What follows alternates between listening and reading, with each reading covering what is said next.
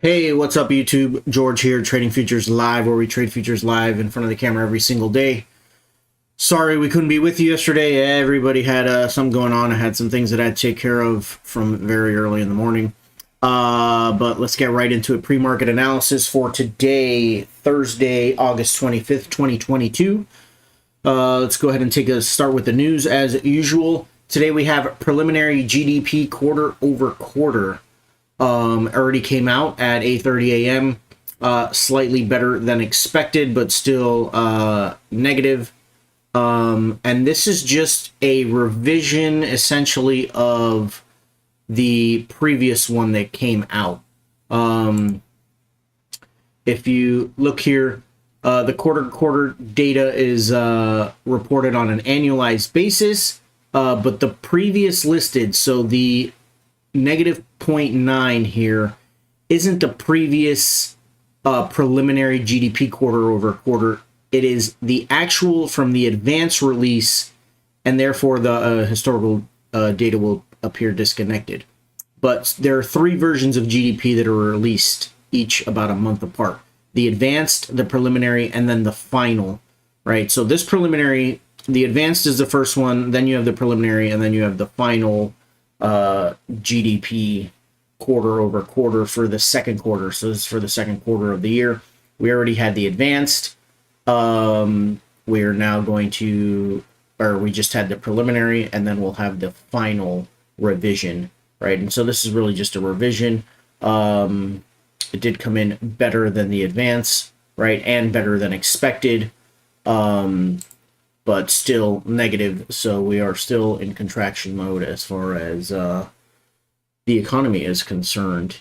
Unemployment claims better than expected as well, 243 versus 250, and even a little bit less than last month. And we also had preliminary GDP index, and this is a price of all goods and services included in GDP. So this is an inflationary number there, and we all know how that's going. Day one of Jackson Hole. Tomorrow we have PCE price index, so that is the inflationary number that we're going to be looking out for tomorrow at 8:30 a.m. It is the change of price in goods and services purchased by the consumer, directly by the consumer. And so it is it's the primary inflation measure that the Fed uses. So big number tomorrow. See if it's better or worse than expected. See if inflation is starting to top off or starting to come down or continues to go up. We'll see. And then we had Powell speaking at 10 a.m. So we can see some chop today. Could be a ranging day. We're already out of yesterday's range. But it could be another ranging day, really waiting for PCE and Powell speaking tomorrow. So we're going to stay patient as usual. If we go ahead and take a look at earnings, Thursday, we had Peloton early this morning, but nothing major, and nothing major in the afternoon either. Yesterday afternoon was the biggest news. Nvidia, the biggest earnings. Nvidia, Salesforce, and Snowflake. Those were the three biggest earnings calls on the week, I would say. Intuit and maybe Zoom as well. But yesterday was the heavy hitters on the week. Nothing today after the close really to look at, or tomorrow morning. Jinko Solar. Sounds Chinese to me. Go ahead and take a look at the markets. In the overnight, we have broken out of yesterday's range. I don't have yesterday's close marked out on this chart since I changed it to black. I'm gonna have to make I'll make an adjustment later today on that. But we're above yesterday's close. We even broke yesterday's high. This was at 2 a.m. The spike that you see here on all of these markets, that was actually German GDP, which was flat. But I believe better than expected. If we go back to the calendar here and we pull up the euro, we apply the euro, Here you'll see where are we at? Thursday, 2 a.m. German final GDP quarter over quarter. Sorry, came in 0.1, expected to be flat, so better than expected. And I think then with our GDP numbers coming out after that, the market maybe saw it as a good sign for the U.S. markets. And so that was the spike essentially at 2 a.m. on all the indexes here. But we have been holding above. So we broke out, pulled back, holding above yesterday's close. Broke out, pulled back, holding not necessarily above yesterday's close, but at yesterday's close. Now the Dow is down compared to yesterday. The Russell, though, holding at yesterday's close. So strongest market right now, maybe not necessarily percentage-wise, but the strongest market compared to yesterday, I would say, is the ES holding above. The weakest market is the Dow holding below yesterday's close. And then the NQ and the Russell are near flat. And sorry, not against yesterday's close, but yesterday's highs. They are still all holding above yesterday's close. If we take a look at the dollar, going to be near flat compared to yesterday's close. Also broke down compared to yesterday's lows, but has pulled back below those lows, getting back to the close. So we're going to want to keep an eye on the dollar. It's broken back above, back above the 21 EMA. And we'll see which direction the dollar wants to pick today. With the markets, right, being up, essentially, the VIX gapped down, but has since recovered and is flat with yesterday. And so with that, let's take a look at the charts. We've got the ES on the weekly that we've talked about every day. Lower highs, right, and lower lows. Still needed to create a higher low and then start to break the trend line for me to want to be bullish on this time frame. So currently I am bearish on this time frame still. Right, we had a nice strong run, but we have come up to the trend line there, and I haven't even touched it yet. And so we'll need to see how it reacts off of this level that it's in right now on the weekly. Does it break down from there and test these lows again, or do we get a reaction back to the upside?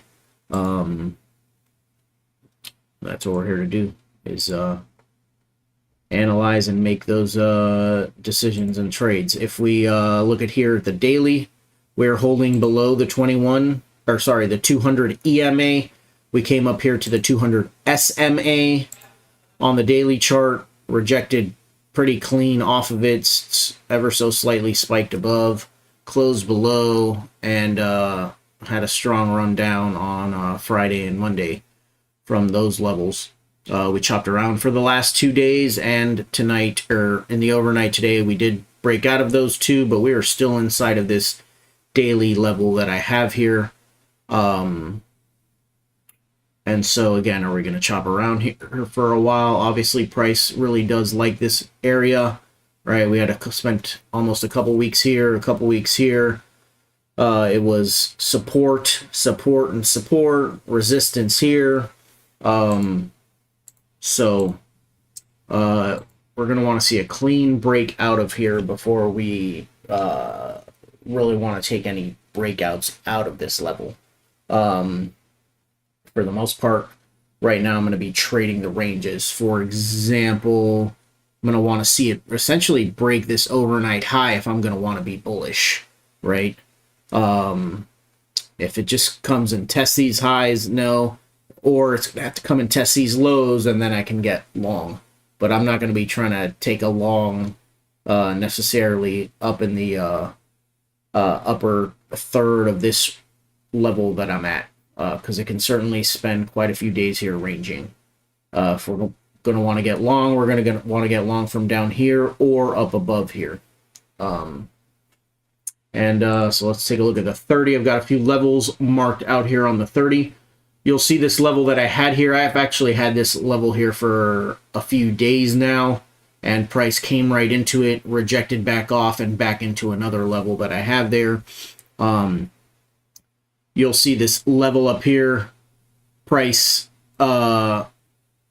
previous resistance here, Then was used as support, took off out of it, came and hesitated there, but broke through, but we were right back up in there and have gotten rejected off back into yesterday's close and yesterday's highs, and also the highs from the previous day as well. So back into a level there that we like, and then we have some lows as well as yesterday's lows as more support down here.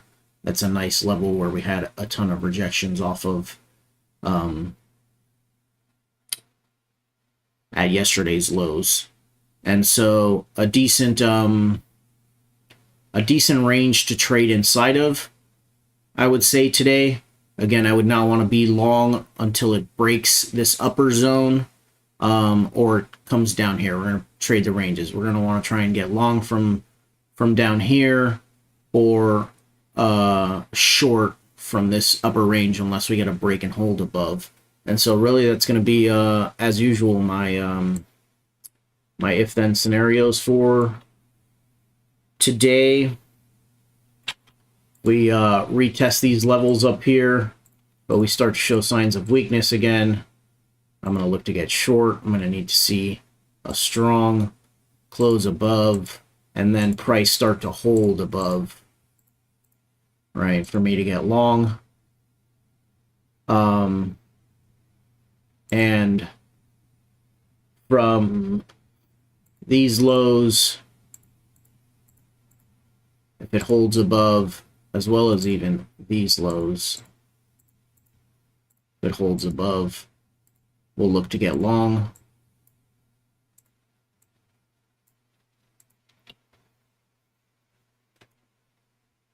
Now, if it breaks this pre-market support level that I have marked out here, we do have the overnight low there that we are going to concern ourselves with.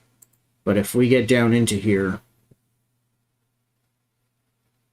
and break that pre-market support, that'll, and the internals are heavy to the downside, or showing signs of weakness for the market here. We may look to get short breaking this pre-market resistance, but we're going to try and stay patient, guys.